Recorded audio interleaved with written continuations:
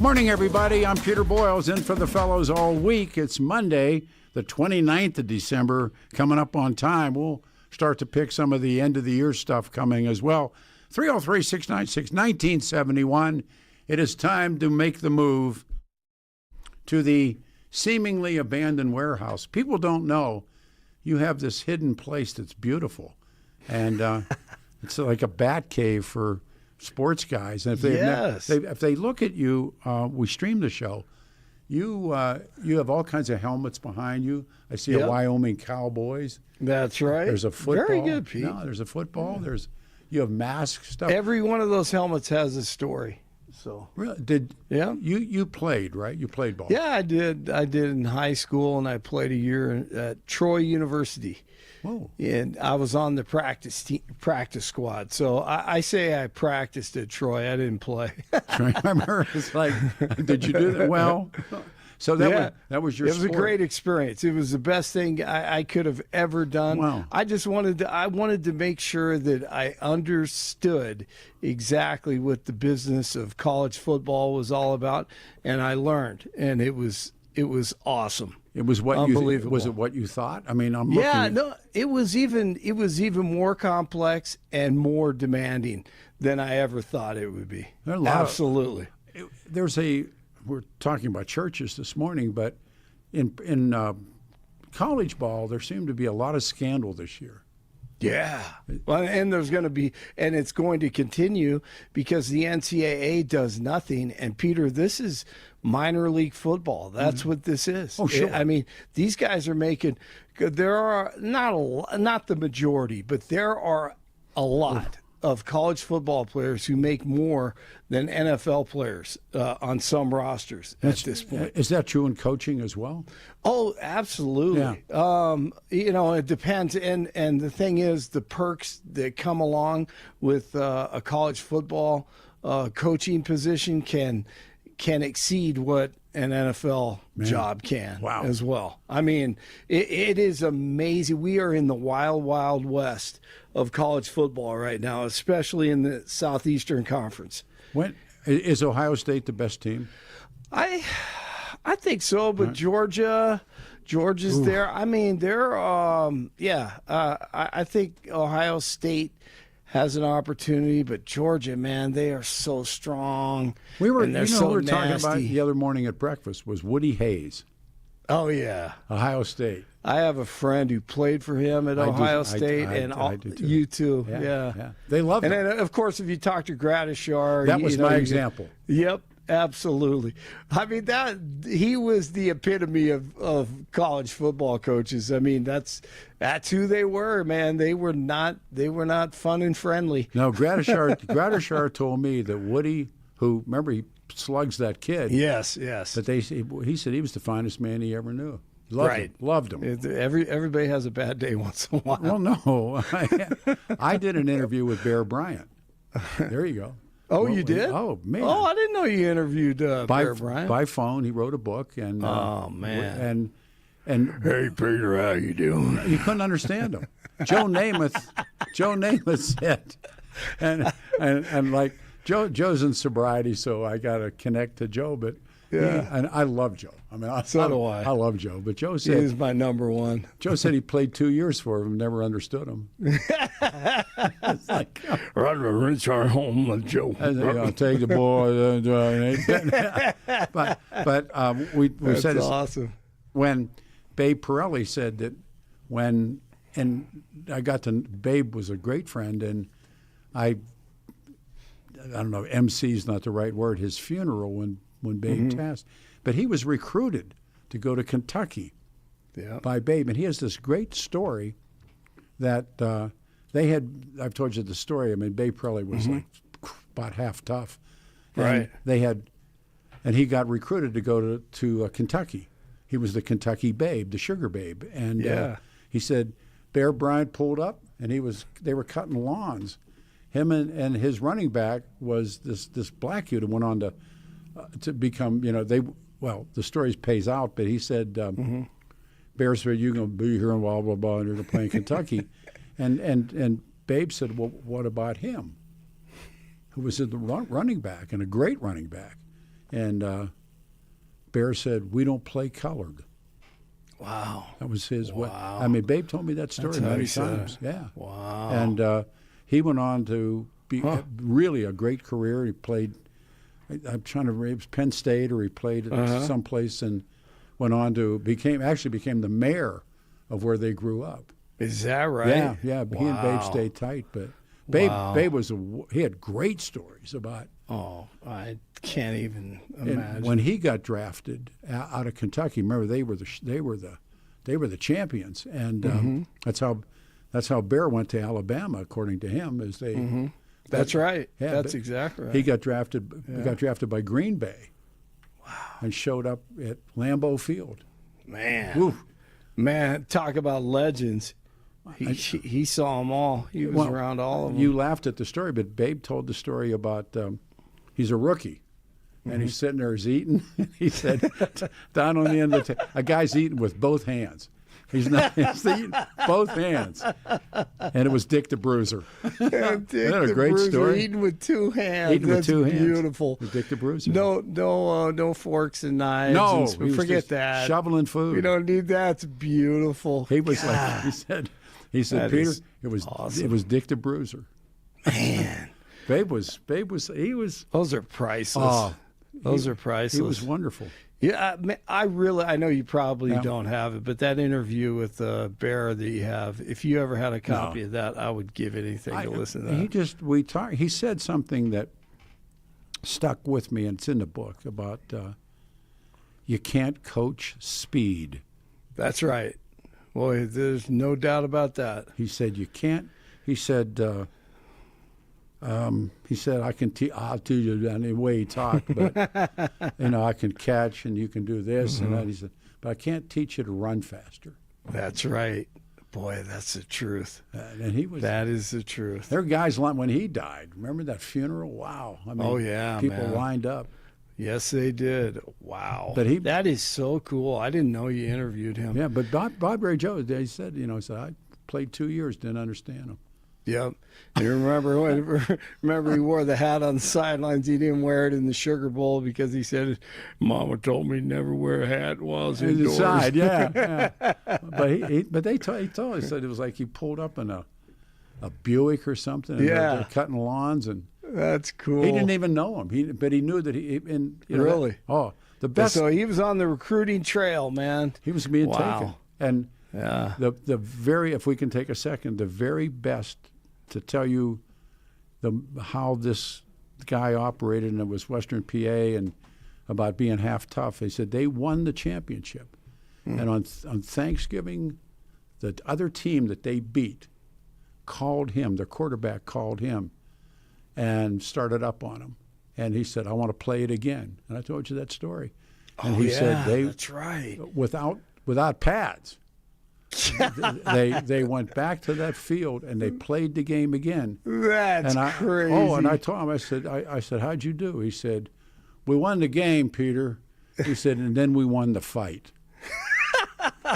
Not my story. That is awesome. They were in jeans. And James playing on Thanksgiving Day in Pittsburgh, and he said, "Wow, we won the game, and then he said, and they had a 2-beat." That is a great story. And then he said, and then we won the fight, and oh man, and he's set to go. I mean, he is an incredible. immigrant kid. I mean, they have no money. His old man.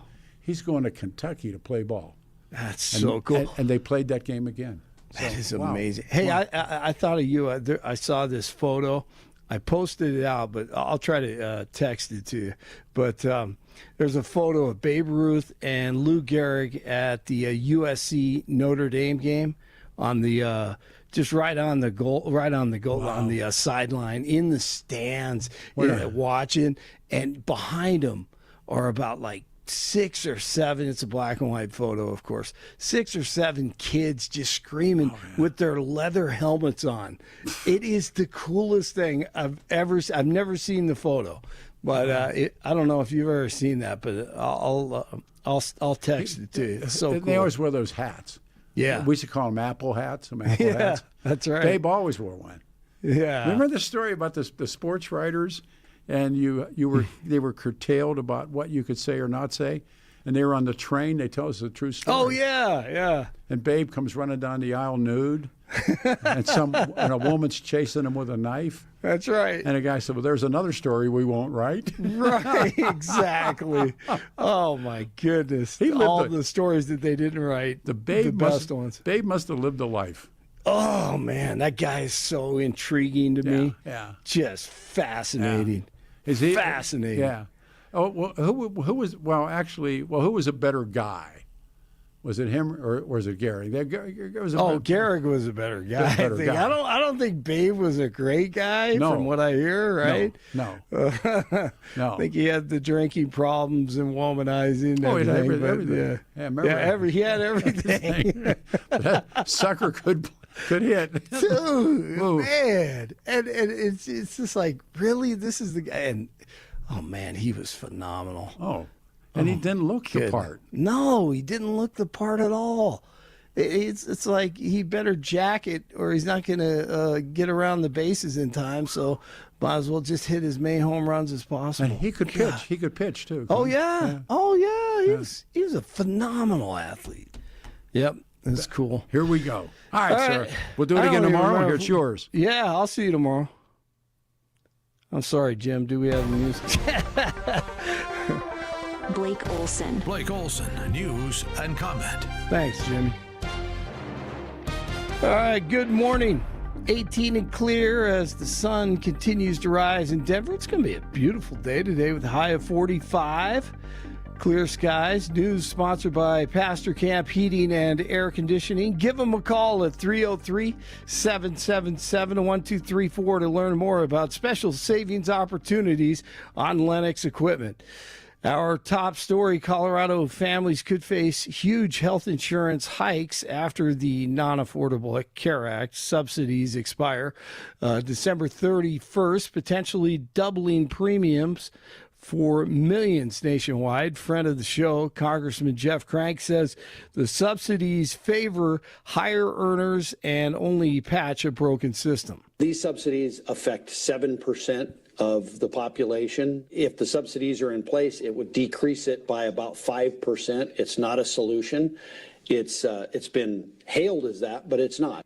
Well, lawmakers are split as Democratic Congressman Joe Neguse warns ending them would leave nearly 22 million people without access to care, hitting middle-income households and early retirees hardest. Currently, families earning up to $129,000 a year for a household of 4 qualify for premium help. The House is set to vote on a possible 3-year extension in January, with the measure expected to move to the president's desk if approved.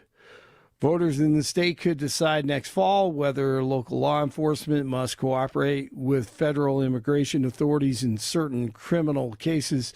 Executive Vice President Christy Burton Brown with the conservative nonprofit Advance Colorado says this change to the state's constitution would make the community safer, and the Democratic leaders have agreed. This really isn't a controversial issue when you narrow in on violent criminals and repeat felons, and saying it's pretty common sense that no one wants them free on our streets. Supporters of Initiative 95 say they submitted nearly 200,000 signatures Friday to the Secretary of State, well above the roughly 124,000 required to qualify for the ballot. James Comer, the House Oversight Committee chairman, says this morning that they're going after Tim Walz and all the corruption in the Twin Cities. Well, the most important people are the state whistleblowers, the state employees who put that tweet out that we all are familiar with a few weeks ago that alerted America to the massive fraud. These state employees also allege that they had warned both Governor Walz and Attorney General Ellison for years that this fraud was occurring, and yet nothing was taking place. So we're going to bring the state employees in. We're going to get their sworn testimony. We appreciate their bravery in coming forward. We're also going to bring in state lawmakers and Minnesota mayors, because the walls are caving in on Tim Walz. No pun intended, right? DJT hosting President Zelensky from Ukraine, and today Netanyahu. This may be interesting because both these leaders, they don't appear they want peace. What's going on? Come on, let's go. What's up with these two? We shall see. As Zelensky met DJT yesterday and Netanyahu today. Charlie Kirk's accused assassin expected back in court today. The judge in the case is expected to rule on media access. Hockey tonight, the Avs playing host to the Kings in Lodo, and the Nuggets in South Florida in Miami. They take on the Heat. Quinn Denker and the UNC Bears in Boulder on Sunday, and they upset the CU Buffs for the first time since 1936. Denker had 33 points, 8 assists, and 8 rebounds, 86-81 the final. Chicago Bears with a chance to win in San Fran on the final play of the game on Sunday. Left, second and goal. Here is Williams. He's got to throw it to the end zone. Clock has expired. Williams keeps the play alive. He's looking. He's got to get rid of it. Retreating, he throws. Incomplete. It's over. And the Niners have won. 42-38, Chicago having a great season, but unable to knock off the Niners on the road last night. Broncos continue work this week. 18 in Aurora, 19 in Highlands Ranch, 20 in Denver. You're waking up with Jeff and Bill, and Pete's in this week. And the show continues. Blake Olson, News Talk 710, KNUS. Well, it's back to quiet weather in Denver. After a little bit of winter on Sunday, we're going to see fair, cool, dry conditions here to start the week. And although we're not going to be as warm as we were Christmas week, temperatures will moderate as high pressure will be overhead for most of the week. Sunny to partly sunny, low to mid-40s today, clear tonight, low to mid-20s. We're going to be in the 50s Tuesday, 50s to near 60 degrees for Wednesday and for New Year's Day Thursday. Meteorologist Don Day in the 710 KNUS Weather Center.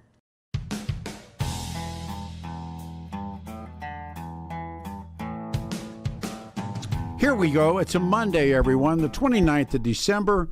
We're in that final week of the year, and tomorrow we'll look back and get people to pick some things out. Our lines are full.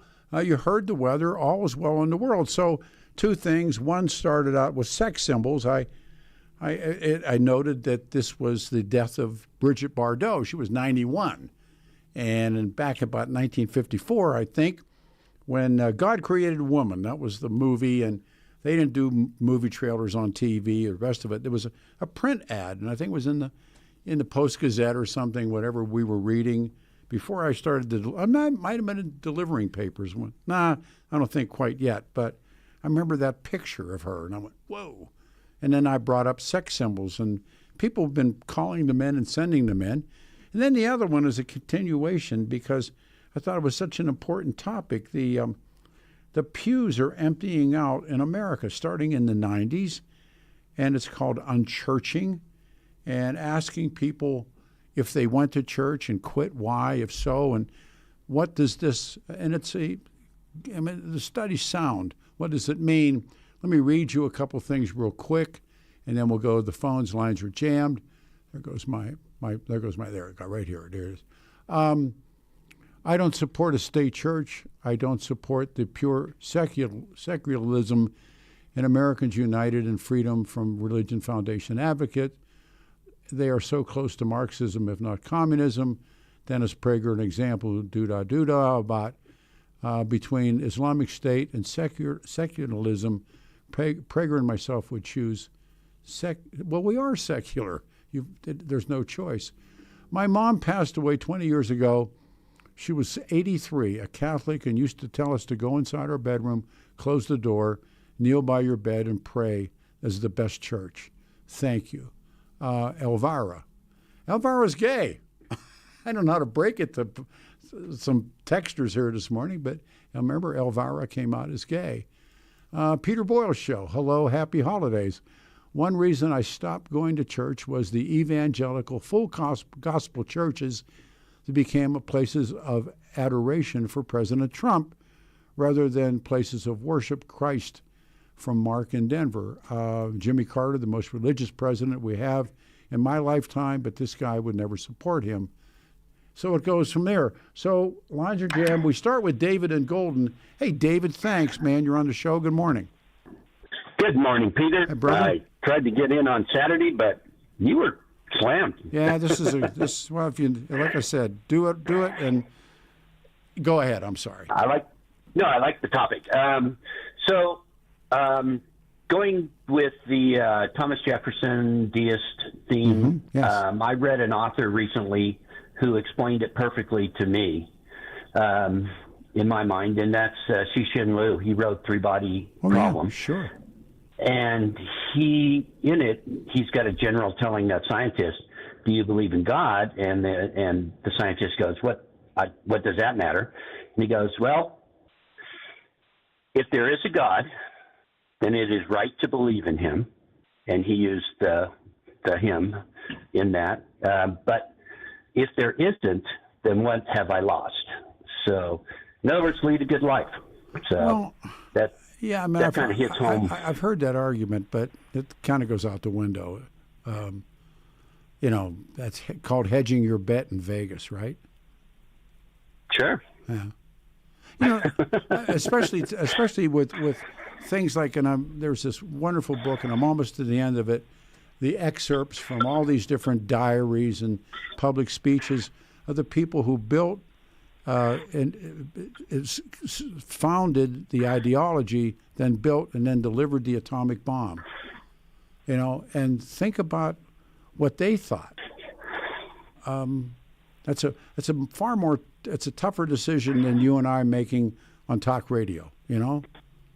Right. That they. So, yeah, no, you're right with that. What they went through was unimaginable.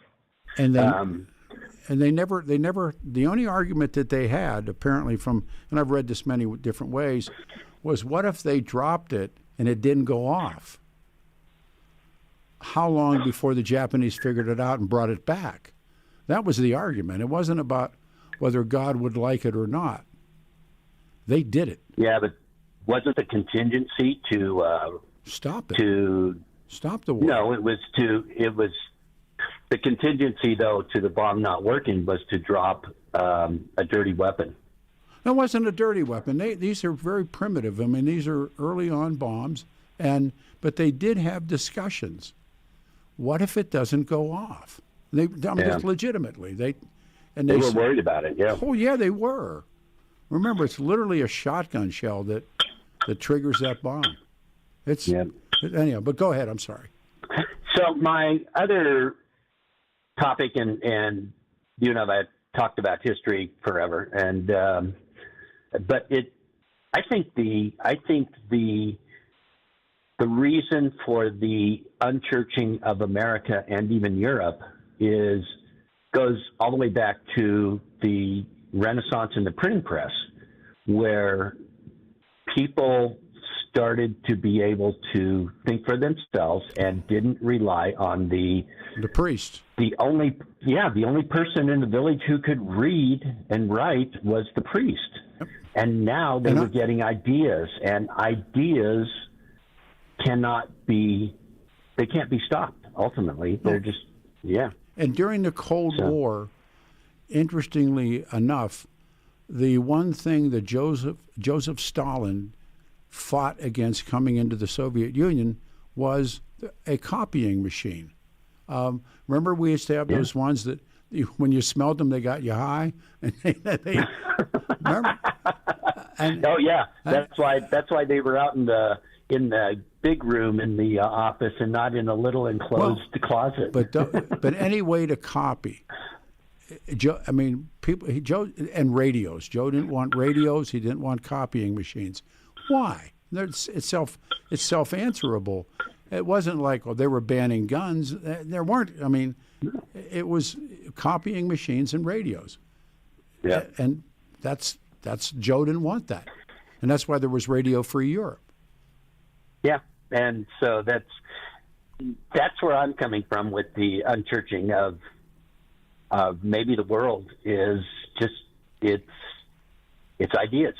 There's too many, and they're not being Be focused careful. by one. Yeah. Be careful. No, be careful because, having ideas and rejecting, the straights is it's very dangerous. Very dangerous. And when people fought against their parents on ideas and stuff like that, and it exists today. And not all ideas are good. That's the other part of it. But that's a dangerous, the most dangerous part. Yeah, right. but free thought. So, anyway, that's where I was going with that Bubba, when you were it's very talking good. on Saturday. So Thank you. thank you. Be safe. All right, we got to take a break. There's one line open. 303-696-1971. Why have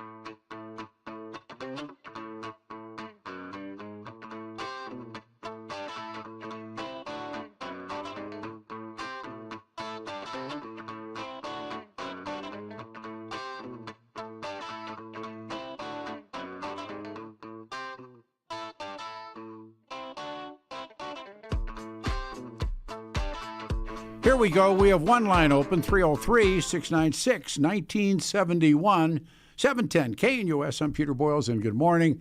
Day stays, well, under 50. Do it for a couple of days. Back here tomorrow morning at 6, and we'll do it again. We go to Gregor in Denver. Thanks. Here on the radio show. Good morning. Good morning, Pete. How are you doing? I'm well, man. Thank you very much. Hey, I have a little bone to pick with your statements here. You said that people aren't going to church. That's kind of like a generalization. Well, let me stop you. I'm not saying it. I'm not saying it. Wait a minute. I said it, but it's the studies that are saying it. All I'm doing is reading the results of the statistical variances on the air. Go ahead. And what study was that, Pete? Say that again? What study was it you're citing? I'll give you a bunch of them. Let me go. I got these all stacked up.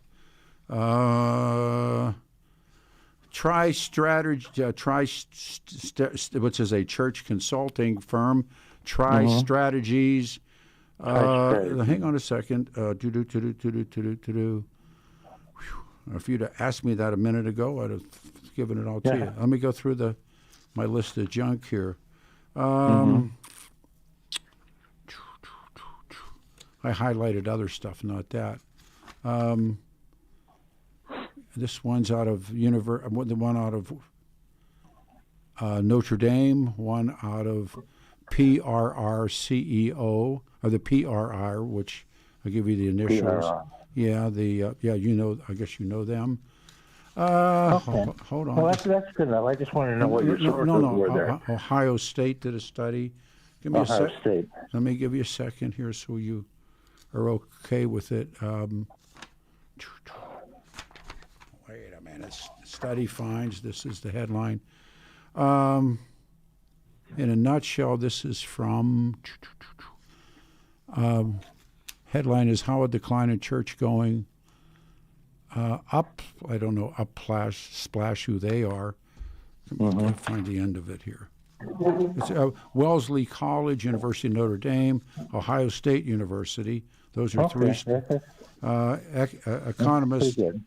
I mean, if you want more, I got a bunch of stuff here. No, you answered my question, but I still have a bone to pick with it because you stated what they said were people aren't going to church, which is a generalized statement. If they would have said fewer people are going to church, now I could buy that. No, what they're saying, let me tell you what they're saying. People in general. An unprecedented 15,000, this is from the study, is an unprecedented 15,000 churches are expected to shut their doors in this coming year. Far more than the few thousand expected to open. And these are denominational reports and church consultants. The 57, here is the number you can, 57% of Americans today seldom or ever attend church. It's a Gallup survey. So, I mean, I'm not pulling stuff out of my ear. No, I'm not saying you were. Okay. I'm just saying that I also checked Google, and according to the 2025 attendance for church attendance stats, 30% attend at least once a week, and 9% attended every week. Well, this one says all people aren't going. I'm not saying all. I never once said all. You said people. That's right. You just said people. You didn't qualify it. You said people. If you said fewer people, you want to pick a nit, I guess we can. But no, that's right. It's what you said, Pete. I mean, I'm saying what you said. This is what the study says, not me. Okay, Pete. I don't know if it's. I don't know why that's funny. I'm reading these studies. The United States of America. Let me read this to you. Is undergoing its fastest religious shift in modern history, marked by a rapid decrease in religious affiliation and church closures nationwide. So my question to you is, Why does that matter to do what you're doing right now, the unchurching of America? And there's all these different sources to say that. Now, you want to get upset about me saying something that didn't have people in it, I guess you could do that, and I'll give you the time, but I think there's a greater topic to talk about. Well, I'm wondering, though, what is, according to all these studies, so therefore what? What is the payoff? Religion is irrelevant? Of course it's relevant, and it's also individual answers, not mine, yours. But I mean, it's different for different people, isn't it? I mean, not everybody that's why thinks it's Gregor. That's why it's talk radio. Don't you understand? That's talk radio. Different. Okay, you got that. Yes, I'm smart enough to realize that, Pete. Yes. All right. So, what's your answer? My answer to what? Listen, have a great day, brother. I don't have time for this. Ron in the Springs, you're on the radio show. Good morning. Thank you. Pete, I'll make it quick. I called in last week, commented on why I don't go to church anymore. Okay. And it's pretty solid in that. Saturday night, I watched a movie that has caused me to rethink everything I thought about faith and religion. And I really recommend you watch it. Fair enough. It's a 2022 flick. It's on Amazon Prime. It is a synopsis of C.S. Lewis. It's a one-man play, the most well-done thing I have ever seen, and he focuses on his past. You know, he was an avowed atheist, diehard atheist. Yeah. Oh, yeah. And became a convert, and he walks you through those experiences that caused him to convert to Christianity. He and Tolkien, it was the First World War that really turned them on what happened to them, and Lewis is influenced. I've read Lewis.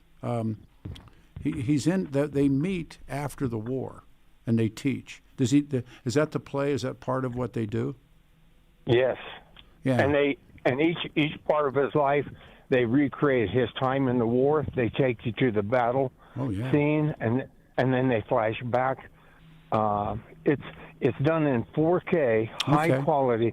It's one of those movies, when you hear him speak about his beliefs, it is so thick, I had to stop, rewind it, and listen to it again, because it was that moving and so profound when he addressed his beliefs. I think I've seen that film. I think I have. They start when he's a young kid. He's an undergrad. They're going to school. No. Maybe? All right. Yes. And it's but see it again. You might see it in a different set of eyes. That's fair. No, it's fair enough. And the other part, and if you read those books, in The Lord of the Rings, and I've talked about this with people, in the movie that got so much attention, when they come back to the Shire is waiting for them. It's beautiful. It's lovely. Everything's in place. In the book, and this is Tolkien, when they return to the Shire, it's horrible. It's been industrialized. It's dirty. And that's the one that they come back to in the book. And I've often wondered what he was thinking and talking about and writing about, because it's them coming back from the war. And it isn't what they left. And that's probably the most significant part. And then he meets Lewis.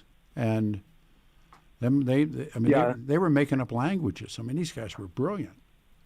They were wordsmiths at a different level. Absolutely. That's why I have to hear it. I'm going to watch the whole thing in entirety again. I got so much out of it. I'll find it. And so I appreciate that.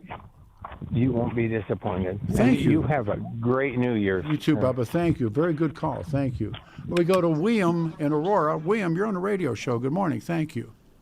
So, Peter, at about age 55, I joined a church for the first time in my life, and I've been an active member for 20 years. It's made a difference in my life. And I'm also involved in the membership part of that, where we talk to people coming through the door and find out why they're in, and, you know, and kind of facilitate if it's the right thing. So these statistics that you're reading here are a continuation of something that's been going on for decades. Not, but greater now, apparently, from the studies, greater now than ever before. In other words, I think those things pick up steam. I wasn't arguing that point. Yeah. By the way, I saw a headline just recently. I didn't get a chance to follow up on it. That said that downward trend had rolled up with millennials. With millennials. Huh. Well, and I didn't follow up on that. Well, but I'm just saying that's a curiosity. But I wanted to get to another point, which is this. Two of the founders of the Constitution have quotes in there, and I have to paraphrase because I'm in the car. John Adams and James Madison basically said this Constitution was made for a moral and religious people. Well said. And no, anything that other than that, it's not up. And if James Madison was very abrupt, he said, if you don't have those, we need an autocrat. And I think it kind of explains where we are in the United States with the reduced belief in the law and at the same time the reduced religious influence. One of those two, and I don't know which one, I think it was Adams, said, if men were angels, we would have no need for government. No, sure. And I think that's kind of what you're saying. But again, but I think the Constitution brings it really home because the Constitution is, of course, gives a lot of freedom to human beings. Here you go. You know, we don't want to get involved in your life, but it requires a certain amount of restraint on your part to handle that civilized. You know what I mean? But that's your point. I mean, and it's well taken. Yes, that's right. But that's right. Have we not, or have we become or unbecome exactly that person that you're talking about? Well, I'll leave that up to everybody's idea. But there's one more point. Okay, go ahead. I was good. I'm sorry. Go ahead. I mean, I just don't want to. I hate to reach conclusions like that because time tends to surprise you when you make predictions. But the other thing I was going to say is there are two groups that kind of don't fit that downward trend, and one is the evangelical churches and the Muslim churches, or not churches, but the Muslim religions. Both of those have an increase in attendance. And I submit to you that one of the connections between those two is that they provide a lot of answers for day-to-day life. You know what I mean? And so people can get involved in those. So anyway, that's. But no, but stop. I love it. Let me, because I'm going to bounce one off you. I love your call. It's very well thought out. And I was trying to explain this earlier. When you take a universe, you have variables in the universe, and I agree with you, but overall, the study holds up. In other words, sure, of course, and absolutely, and there have been in this country there have been something called awakenings, and if you read U.S. history and read religious history, we have had awakenings in this country, and that when people return to church in masses, we're not. This is the opposite of the awakening, and and you're right about Islam. I mean, if you've lived in an Islamic world or visited an Islamic world, when the religion is the government and the government is the religion, be careful what you wish for, right? Well, I understand that, but in the short term, the promises like socialism or communism sound appealing. Right. You're smart. I mean, you're very smart. And so here's the thing. The other thing about that Islam, that's been going on for decades as well, all around the world. It's been a fight. I remember the centerpiece of Christianity was the Middle East. It wasn't, Rome or some other place. It was there, and the Muslims came. You're right. I mean, your point's really well taken. Yeah. Well, it's just a thought. So, no, it's a very good one. William, thank you so much. Well, really thought out. We got a turn? Okay, we're coming up on time. We have 15 minutes left. I'll be back here tomorrow at 6. Hang on, 710 KNUS.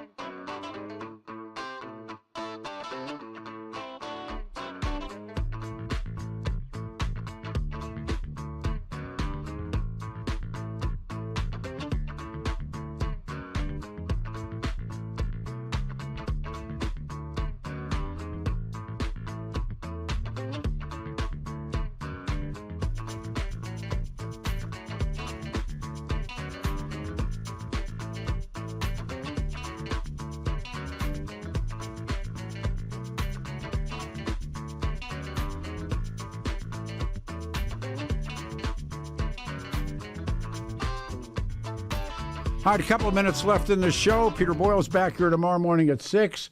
Back to the phones. This is Evan. Evan, you waited. Thank you very much, and you're on the show.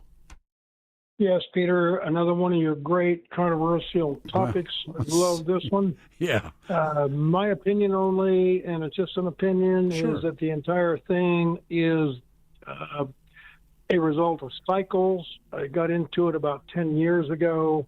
I pulled out one of my monographs from a mathematician, I believe, at the University of Iowa, Stephen Peetz, spelled P-U-E-T-Z. He's a math professor at that university, called the Unified Cycle Theory.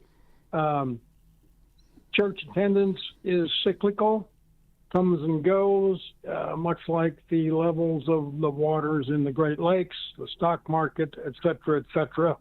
That's the extent of what I do. I'm not a mathematician.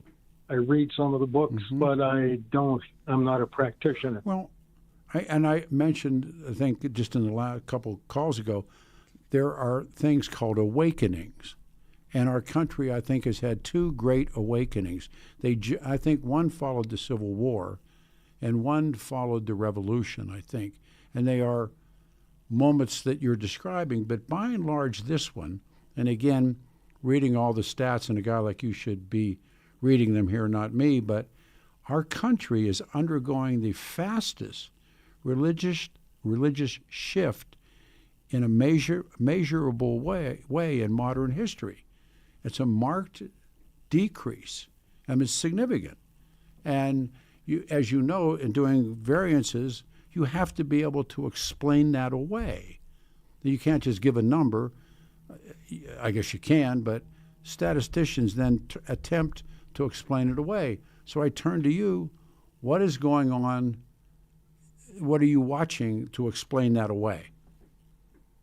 Well, you mentioned things in the universe. A subtitle to the Unified Cycle Theory is, "How cycles dominate the structure of the universe and influence life on Earth." In other words, he will point to something, not necessarily totally definable, unfortunately, further away in the universe that generates the cycles that occur here on the Earth. I would expect there's a number of variables in that come up with that conclusion. Oh, yes. Yes, sir. You're absolutely correct. The ones that I remember, I believe the Institute for the Study of Cycles is located in Albuquerque. It's moved a couple times. Okay. And the other book I picked up was called Just the Study of Cycles, and there were 2 pages in there listing the cycles that institute follows religiously. The velocity of the decline, the velocity of the increase, I'm certain they follow. It's not something I can do on a day-to-day basis. We're under a minute. This is quicker than any major religious shift in modern America. This one. That is significant. Yes, I didn't understand that, but I appreciate you putting that out, sir. And you always have a great controversial subject, and this is one of the better ones, as far as I'm concerned. What do you do, or what did you do for a living? Real quick. I was in the insurance business. I was an agent. Well, you had to figure out numbers with that job. Thank you, Evan. Thank you. It's a great way to end the show. Everybody, I was not trying to offend anybody's religious sense. A lot of email or text messaging I did not read. I'll see you tomorrow morning at 6 a.m. We will do it again. Thank you so much, Jimmy. Great job. I'm Peter Boyles in for the fellas, and I'll be back tomorrow morning at 6. Take care.